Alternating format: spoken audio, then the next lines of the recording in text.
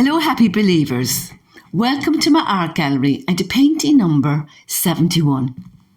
I will continue reading from the Catechism from Part 3, Section 2, Chapter 2, Article 5, starting from the duties of parents. I will start with a prayer. O Holy Spirit, beloved of my soul, I adore you. Enlighten, guide, strengthen and console me.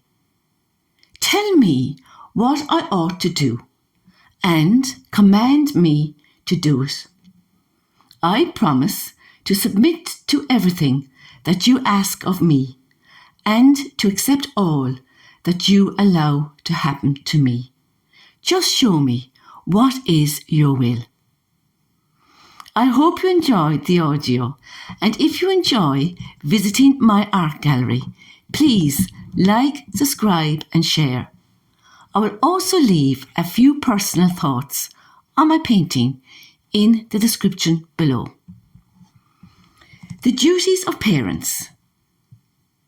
The fecundity of conjugal love cannot be reduced solely to the procreation of children, but must extend to the moral education and their spiritual formation. The role of parents in education is of such importance that it is almost impossible to provide an adequate substitute.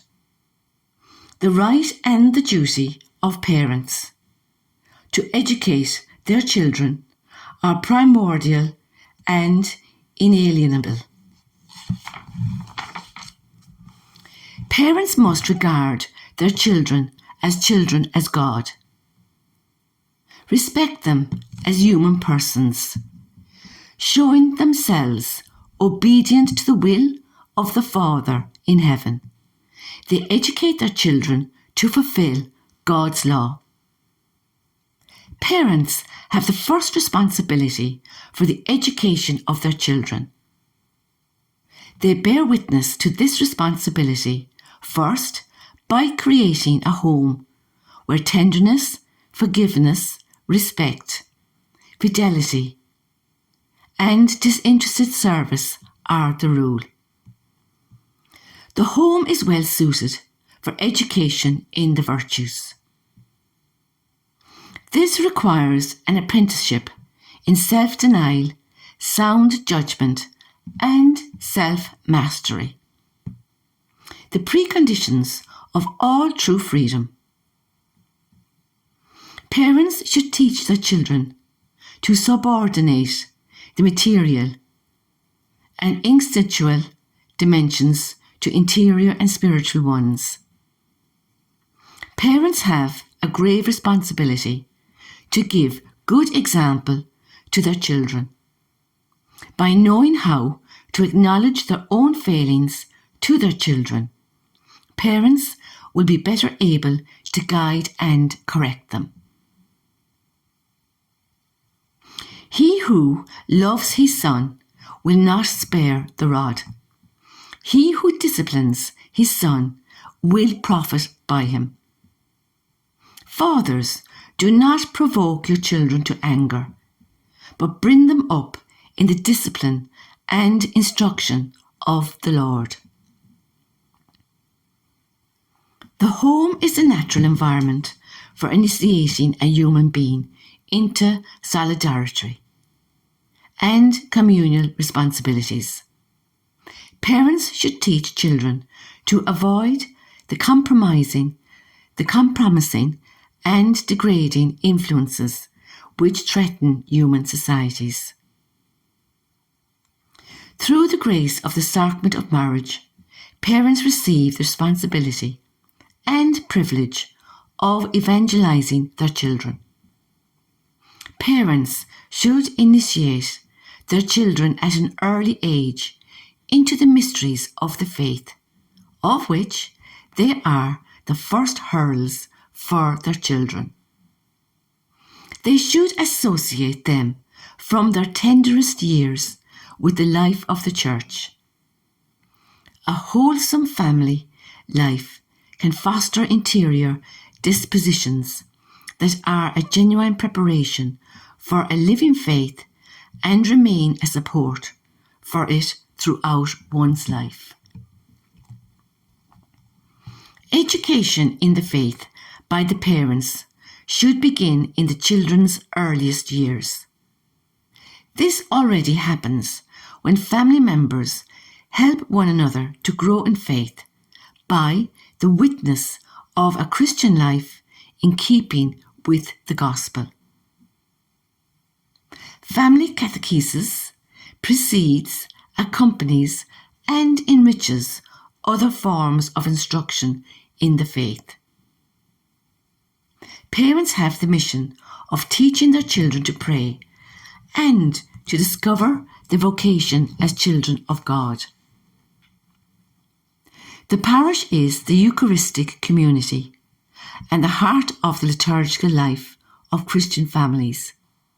It is a privileged place for the catechesis of children and parents. Children in turn contribute to the growth in holiness of their parents. Each and every one should be generous and tireless in forgiving one another for offences, quarrels, injustices, and neglect. Mutual affection suggests this. The charity of Christ demands it. Parents' respect and affection are expressed by the care and attention they devote to bringing up their children and providing for their physical and spiritual needs. As the children grow up, the same respect and devotion lead parents to educate them in the right use of their reason and freedom. As those first responsible for the education of their children, parents have the right to choose a school for them which corresponds to their own convictions. This right is fundamental. As far as possible, parents have the duty of choosing schools that will best help them in their task as Christian educators. Public authorities have the duty of guaranteeing this parental right and of ensuring the concrete conditions for its exercise. When they become adults, children have the right and duty to choose their profession and state of life. They should assume their new responsibilities within a trusting relationship with their parents, willingly asking and receiving their advice and counsel. Parents should be careful not to exert pressure on their children, either in the choice of a profession or that of a spouse. This necessary restraint does not prevent them, quite the contrary, from giving their children judicious advice, particularly when they are planning to start a family. Some forgo marriage in order to care for their parents or brothers and sisters, to give themselves more completely to a profession, or to serve other honourable ends. They can contribute greatly to the good of the human family. The family and the kingdom. Family ties are important, but not absolute. Just as the child grows to maturity and human and spiritual autonomy, so his unique vocation, which comes from God, asserts itself more clearly and forcefully. Parents should respect this call and encourage their children to follow it. They must be convinced that the first vocation of the Christian is to follow Jesus. He who loves father or mother more than me is not worthy of me, And he who loves son or daughter more than me is not worthy of me.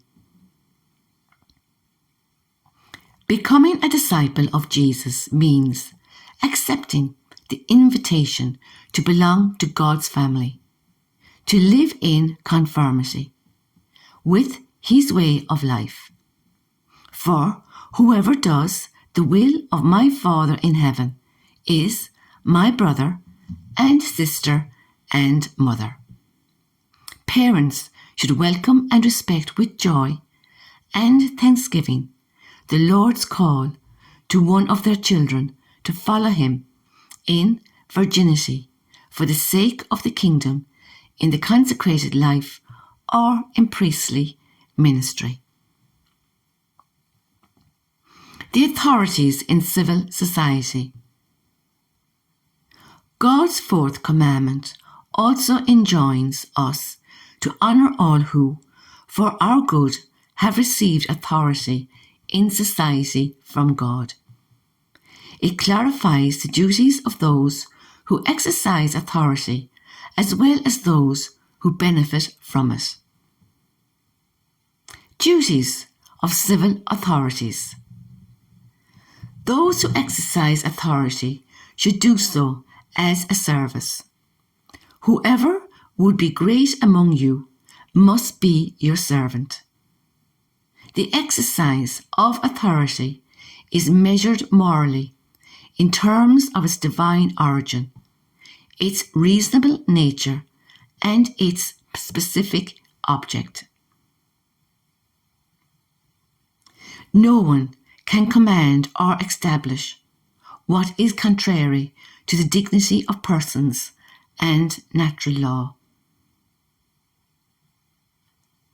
The exercise of authority is meant to give outward expression to a just hierarchy of values in order to facilitate the exercise of freedom and responsibility by all. Those in authority should practice distributive justice wisely, taking account of the needs and contribution of each, with a view to harmony and peace. They should take care that the regulations and measures they adopt are not a source of temptation by setting personal interest against that of the community. Political authority.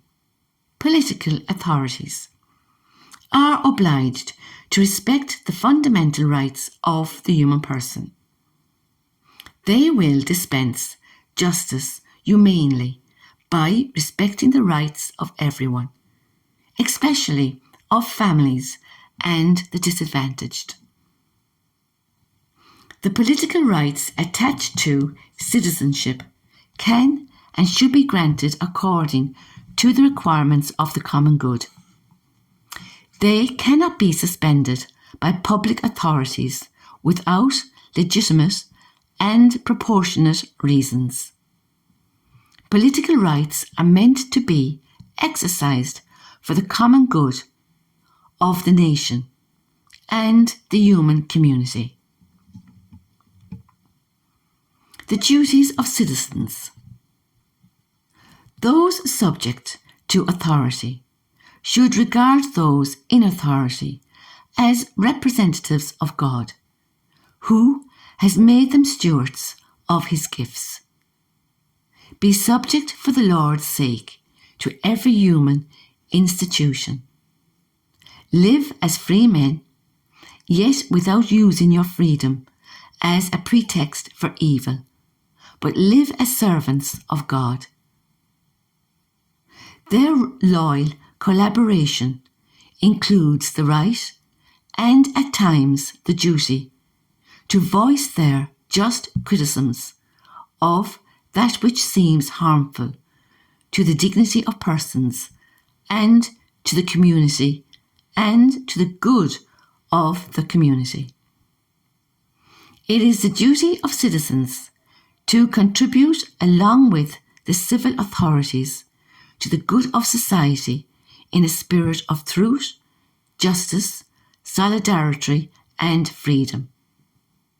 The love and service of one's country, fellow from the duty of gratitude and belong to the order of charity.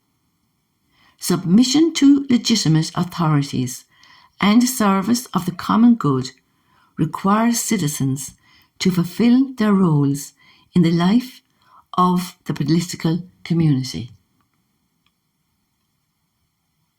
Submission to authority and co-responsibility for the common good make it morally obligatory to pay taxes, to exercise the right to vote, and to defend one's country. Pay to all of them their dues.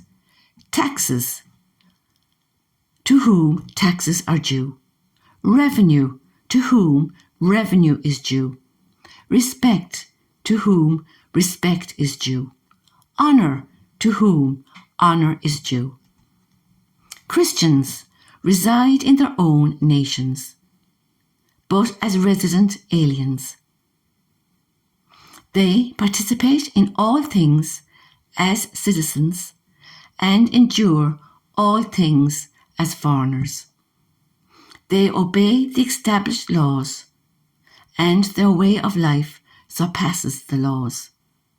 So noble is the position to which God has assigned them that they are not allowed to desert it. The Apostle exhorts us to offer prayers and thanksgiving for kings and all who exercise authority, that he may lead a quiet and peaceful life, godly and respectful in every way. The more prosperous nations are obliged. The more prosperous nations are obliged, to the extent they are able, to welcome the foreigner in search of the security and the means of livelihood, which he cannot find in his country of origin. Public authorities should see to it that the natural right is respected, that places a guest under the protection of those who receive him. Political authorities, for the sake of the common good for which they are responsible, may make the exercise of the right to immigrate subject to various judicial conditions, especially with regard to the immigrants' duties toward their country of adoption. Immigrants are obliged to respect with gratitude the material and spiritual heritage of the country that receives them, to obey its laws, and to assist in carrying civic burdens. The citizen is obliged in conscience not to follow the directives of civil authorities when they are contrary to the demands of the moral order, to the fundamental rights of persons, or the teachings of the gospel.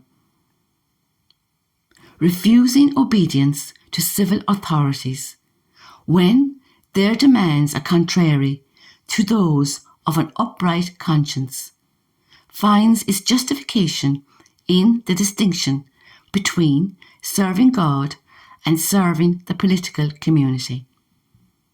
Render therefore to Caesar the things that are Caesar's, and to God the things that are God's. We must obey God rather than men. When citizens are under the oppression of a public authority which oversteps its competence, they should still not refuse to give or to do what is objectively demanded of them by the common good. But it is legitimate for them to defend their own rights and those of their fellow citizens against the abuse of this authority, within the limits of the natural law and the law of the gospel. Armed resistance to oppression by political authority is not legitimate unless all the following conditions are met. 1. There is certain grave and prolonged violation of fundamental rights. 2. All other means of redress have been exhausted. 3. Such resistance will not provoke worse disorders. 4. There is well-founded hope of success. And 5. It is impossible, reasonably, to foresee any better solution. The political community and the church. Every institution is inspired, at least implicitly, by a vision of man and his destiny, from which it derives the point of reference for its judgment, its hierarchy of values, its line of conduct.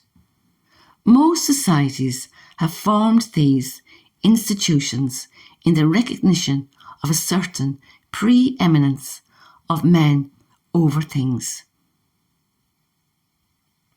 Only the divinely revealed religion has clearly recognized man's origin and destiny in God, the Creator and Redeemer.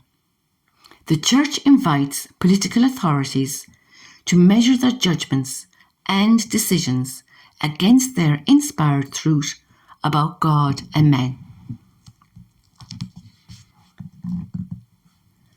Societies not recognizing this vision or rejecting it in the name of their independence from God are brought to seek their criteria and goal in themselves or to borrow them from some ideology. Since they do not admit that one can defend an objective criterion of good and evil, they arrogate to themselves an explicit or implicit totalitarian power over man and his destiny, as history shows. The Church, because of her commission and competence, is not to be confused in any way with the political community. She is both the sign and the safeguard of the transcendent character of the human person. The Church respects and encourages the total freedom and responsibility of the citizen. It is part of the Church's mission to pass moral judgments, even in matters related to politics, whenever the fundamental rights of men or the salvation of souls requires it. The only means she may use are those which are in accord with the gospel and the welfare of all men according to the diversity of times and circumstances. In brief, honour your father and your mother. Deuteronomy chapter 5 verse 16. Mark chapter 7 verse 10. According to the fourth commandment, God has willed that, after him, we should honour our parents and those whom he has vested with authority for our good. The conjugal community is established upon the covenant and consent of the spouses. Marriage and family are ordered to the good of the spouses, to the procreation and education of children. The well-being of individual person and of both human and Christian society is closely bound up with the healthy state of conjugal and family life. Children owe their parents respect, gratitude, just obedience, and assistance. Filial respect fosters harmony in all of family life. Parents have the first responsibility for the education of their children in the faith, prayer, and all the virtues. They have the duty to provide as far as possible for the physical and spiritual needs of their children. Parents should respect and encourage their children's vocations. They should remember and teach that the first calling of the Christian is to follow Jesus. Public authority is obliged to respect the fundamental rights of the human person and the conditions for the exercise of his freedom. It is the duty of citizens to work with civil authority for building up society in a spirit of truth, justice, solidarity, and freedom. Citizens are obliged in conscience not to follow the directives of civil authorities when they are contrary to the demands of the moral order. We must obey God rather than men. Acts chapter 5, verse 29. Every society's judgments and conduct reflect a vision of man and his destiny. Without the light of the Gospels, without the light the Gospel sheds on God and man, societies easily become totalitarian. That concludes my session for today. I hope you enjoyed listening and reflecting on my painting, and I hope you find it as educational as I do. I will not be editing my audio, so apologies for mispronouncing some words. Some chapters are easier than others. Please like, subscribe and share so we can all live our wonderful Catholic faith in all its richness together. I will now finish with a prayer. O angel of God, my guardian dear, to whom God's love commits me here, ever today be at my side, to light and guard, to rule and guide. Amen.